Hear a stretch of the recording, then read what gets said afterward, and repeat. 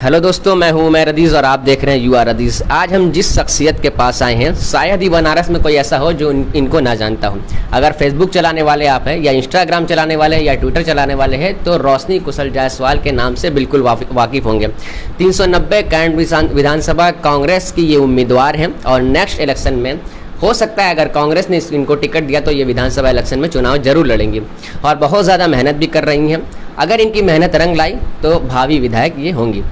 आज इनके पास हम आए हैं कुछ मुद्दों को लेकर, जैसे मिशन 2022 और इनका नारा भी है कि रोशनी लाओ कैंट बचाओ। कुछ क्रॉस क्वेश्चंस भी होंगे। तो रोशनी जी, सबसे पहले आपसे एक सवाल कि आप जितना भी पोस्ट मैं आपका देखता हूँ फेसबुक पर या ट्विटर पर, रोशनी लाओ कैंट बचाओ, क्या अभी कैंट खतरे में है? क्या जब से कांग्रेस गई है, शायद 1989 से कांग्रेस नहीं आई उसके बाद से, क्या तब से कैंट खतरे में है? तो इस मुद्दे पर आप ज़रा बताइए और समझाइए जनता को कि क्योंकि वो भी परेशान है। बहुत लोग हमसे कहते थे कि क्या कैंट अभी खतरे में चल रहा है, तो आप क्यों ऐसा कहती हैं? 30-35 साल से उत्तर प्रदेश में कांग्रेस की सरकार नहीं रही है।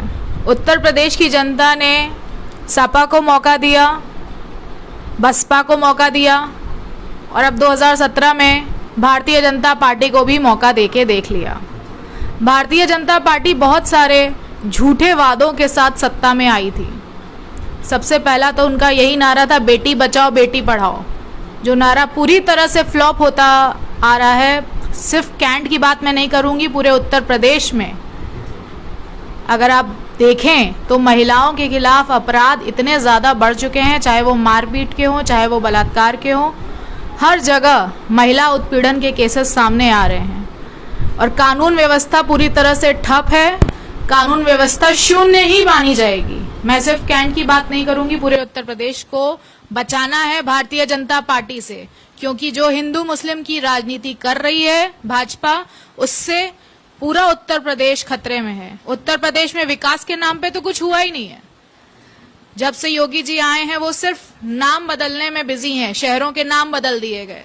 इलाहाबाद का नाम हो गया प्रयागराज, मुगल सराय का नाम हो गया दीनदयालपुर। तो ये सिर्फ नाम बदलने से विकास नहीं हो जाएगा। अगर आप विकास के नाम पे शिक्षा पे ध्यान देते, चिकित्सा पे ध्यान देते, तो जो कोरोना की लहरें आई, पहली लहर हो चाहे दूसरी लहर हो, उसमें जनता को दर दर भटकना नहीं पड़ता।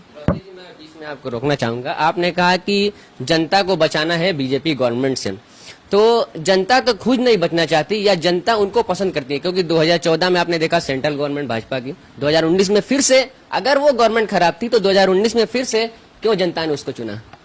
उत्तर प्रदेश की जनता ने 2017 में चुना है। सेंट्रल गवर्नमेंट की अगर आप बात करें तो दोबारा चुना था, लेकिन अब अगर 2024 का इलेक्शन आएगा तो कोरोना की जो पहली लहर है और जो दूसरी लहर है, उससे देश की जनता सदमे में जा चुकी है। 2021 में जो दूसरी लहर आई है, उसमें जिस तरह से हॉस्पिटल में बेड की कमी से, ऑक्सीजन की कमी से, रास्तों में ही अगर आप देखें तो एम्बुलेंस की कमी इतनी ज्यादा थी कि लोग अपनी जान गंवा रहे थे।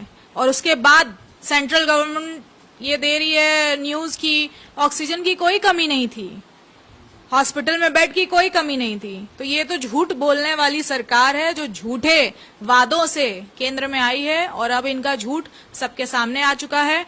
जो मोदी भक्त हुआ करते थे, उनसे भी जब मेरी वार्तालाप होती है तो वो बहुत शर्मिंदा होते हैं। बहुत ही शर्म आती है उनको ये कहने में कि मैं कभी मोदी भक्त हुआ करता था। अब वो लोग साफ साफ ये कहते हैं। जनता का सीधा सीधा सवाल है देश के प्रधानमंत्री नरेंद्र दामोदर दास मोदी जी से कि आपने जो झूठे वादे किए थे उसमें से काश एक भी वादा सच हो गया होता। जो 15-15 लाख अकाउंट में आने वाले थे वो भी नहीं आए। शिक्षा चिकित्सा पूरी तरह से चौपट है। अगर आप देखें आगे आने वाला फ्यूचर, तो बच्चे पिछले 2 साल से लगभग घर पे हैं। उसमें बीजेपी की गवर्नमेंट की क्या गलती है? क्योंकि वो तो कोरोना महामारी चल रही है, इसलिए वो बच्चे घर में बैठे हैं और ऑनलाइन क्लासेस चल रहे हैं। ऑनलाइन क्लासेस करना ना करना एक बराबर है। और आगे आने वाला फ्यूचर, जैसे हमारे देश के प्रधानमंत्री चाय वाले हैं, तो वो यही सीख देते हैं लोगों से कि आप पकौड़े तलिए। तो अब पकौड़े तलने के लिए भी जो सरसों का तेल और रिफाइंड लगता है, वो भी 200 रुपए लीटर हो चुका है। तो जो पकौड़े तलने का व्यापार उन्होंने दिया था देश के युवाओं को, वो भी पूरी तरह से ठप हो गया है। और जो बेरोजगारी पिछले 45 साल में सबसे ज्यादा अभी सर्वाधिक है, देश की जीडीपी -23.9% चली गई है, इसकी जिम्मेदार कांग्रेस है। कांग्रेस ने 2014 में +10 जीडीपी हाथ में दी थी भारतीय जनता पार्टी को, और देश की अब तरक्की तो नहीं हुई, बल्कि जीडीपी जो विकास कहा जाता है वो अब -23 चला गया है। पिछले साल था, अब अगर आप नया जीडीपी निकालेंगे तो मुझे लगता है वो -50 से भी ज्यादा होगा। वो सामने ही नहीं ला रहे हैं भारतीय जनता पार्टी की अभी करंट जीडीपी है क्या। मिशन 2022 आपने पूरे लगाया है, तो 22 में किसकी गवर्नमेंट आ रही है? सपा, बसपा, कांग्रेस या फिर से भाजपा? प्रियंका गांधी जी एक आंधी बन के आई हैं और उत्तर प्रदेश की जनता की सिर्फ एक ही उम्मीद है, प्रियंका गांधी। और कांग्रेस की सरकार निश्चित ही आ रही है। और जितने भी युवा हैं उनसे मैं कहना चाहूंगी, अगर आपको भी देश के प्रधानमंत्री ने जो पकौड़े तलने का व्यापार दिया है उससे आप संतुष्ट हैं तो फिर से भाजपा को वोट दीजिएगा। अगर आप पकौड़े नहीं तलना चाहते, चाय नहीं बेचना चाहते, तो कांग्रेस को वोट दीजिएगा, क्योंकि कांग्रेस ही ऐसी पार्टी है जो शिक्षा चिकित्सा को लेके, गंगा जमुनी तहजीब को लेके आगे बढ़ती आई है। उसने कभी हिंदू मुस्लिम के नाम पे राजनीति नहीं की है। ये जो हिंदुत्व वाली पार्टी अपने आप को बोलते हैं भारतीय जनता पार्टी, सबसे ज्यादा खतरा हिंदुओं को भी भारतीय जनता पार्टी से ही है। कुछ पॉइंट और छोटे में जवाब दीजिएगा, क्योंकि वो जनता से डायरेक्ट रिलेटेड है। इन 5 सालों में योगी सरकार ने स्वास्थ्य के लिए कितना काम किया है? और आपने कहा कि 2022 में कांग्रेस आ रही है, तो अगर योगी सरकार, आपका कहना है कि सही काम नहीं कर रही है, तो कांग्रेस कैसा काम करेगी? ये 2 सवाल, यानी कि पहला तो योगी सरकार ने क्या काम की है, और दूसरा कि कांग्रेस आएगी तो वो क्या करेगी? योगी सरकार ने शौचालय पे ज्यादा ध्यान दिया है और शहरों के नाम बदलने पे ज्यादा ध्यान दिया है। विकास पे कोई ध्यान नहीं दिया है। विकास के नाम पे ना ही कोई बहुत बड़े बड़े मेडिकल कॉलेजेस बन गए, ना ही हॉस्पिटल्स बने, और ना ही बड़े बड़े कॉलेजेस बने गवर्नमेंट के। तो गवर्नमेंट ने किया क्या? तो अगर आप 5 साल का रेशियो उठा के देखेंगे तो इन्होंने सिर्फ गाय बचाओ के अभियान चलाए और शौचालय बनाने के अभियान चलाए, और उज्ज्वला गैस योजना जो इन्होंने दी थी वो भी झूठी साबित हुई, क्योंकि गैस अभी 1000 रुपए चल रहा है। तो एक आम इंसान के लिए 1000 रुपए का गैस भरवाना एक सपने जैसा है। और अब वापस से लोग वही चूल्हे पे आ गए हैं और लकड़ी जला जला के अपना रोजगार, अपना खाना बना रहे हैं, और रोजगार बचा ही नहीं है। व्यापार पूरी तरह से ठप है। तो विकास के नाम पे बिल्कुल ध्यान नहीं दिया है भारतीय जनता पार्टी ने। और योगी जी से मैं कहूंगी, आपके लिए मठ ज्यादा अच्छा था, आप मठ में ज्यादा सूट करते हैं, तो आप वापस से मठ में जाके अपना जो भी था आपका काम वो करिए। उत्तर प्रदेश आपसे नहीं संभल रहा है। शिक्षा पे क्या कहना चाहिए? शिक्षा तो पिछले 2 साल से बंद ही चल रही है। और रोजगार पिछले 45 साल में सबसे ज्यादा बेरोजगारी 2020 और 21 में पाई गई है। तो बेरोजगार युवा चोरी चमारी करने पे मजबूर हैं। आए दिन चोरी चमारी डकैती के केसेस इतने ज्यादा बढ़े हुए हैं, आप रास्ते पे चलते हुए अगर फोन पे बात कर रहे हैं तो कब आपका फोन नोचा जाएगा, कब छिना जाएगा आपसे। आपके जेब में अगर 500,000 है वो भी कब आपके जेब से गायब हो जाएंगे। क्यों? क्योंकि देश में रोजगार बचा ही नहीं है। युवाओं के पास अब चोरी करने के अलावा कोई ऑप्शन ही नहीं बचा है, तो वो करेंगे क्या? और इसका पूरा क्रेडिट जाता है भारतीय जनता पार्टी को। समाजवादी पार्टी ने कहा है कि 10 लाख रोजगार देंगे अगर हमारी गवर्नमेंट आई, तो आपकी गवर्नमेंट क्या वादा कर रही है? वादे तो हर गवर्नमेंट करती है। भारतीय जनता पार्टी ने अभी पिछले बिहार इलेक्शन में भी 19 लाख रोजगार देने के वादे किए थे। वो 19 लाख रोजगार कहाँ हैं?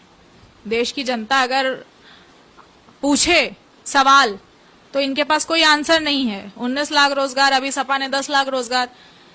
रियलिटी पे आए अगर, तो 19 लाख रोजगार या 10 लाख रोजगार मिल नहीं रहे हैं। 10 लाख रोजगार छीने जा चुके हैं लोगों से। जिनके रोजगार थे वो भी अब नहीं बचे हैं।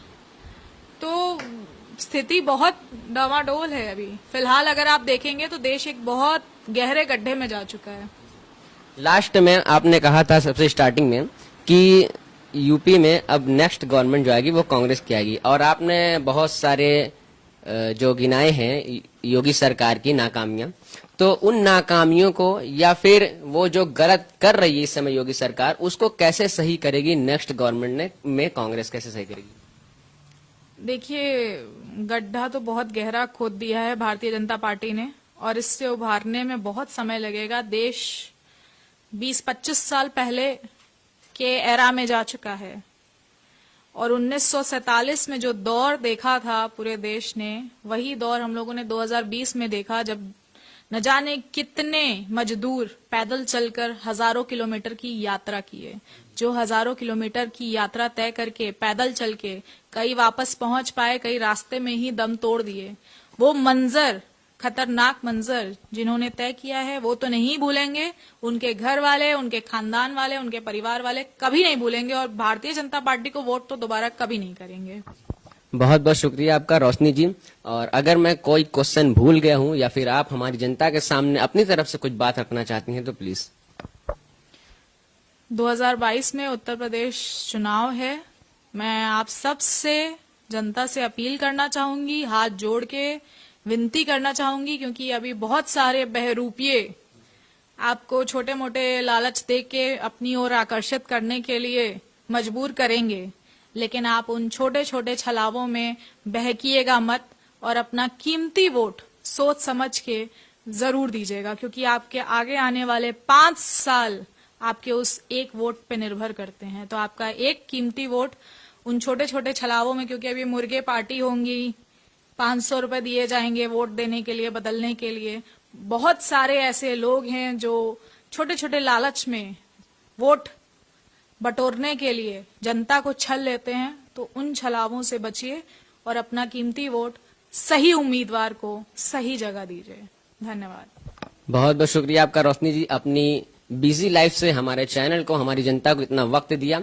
और अगर आप इनका फेसबुक अकाउंट देखेंगे तो ये बहुत ज्यादा मेहनत कर रही हैं, फील्ड में बहुत ज्यादा ये रहती हैं, क्योंकि बहुत ऐसे विधायक आपको बहुत ही कम मिलेंगे जो फील्ड में होते हैं। तो उम्मीद करता हूं कि वीडियो पसंद आया होगा। अगर पसंद आए तो प्लीज से लाइक करें, दोस्तों के साथ शेयर करें, चैनल को सब्सक्राइब करना ना भूलें। मिलते हैं नेक्स्ट वीडियो में, बाय बाय।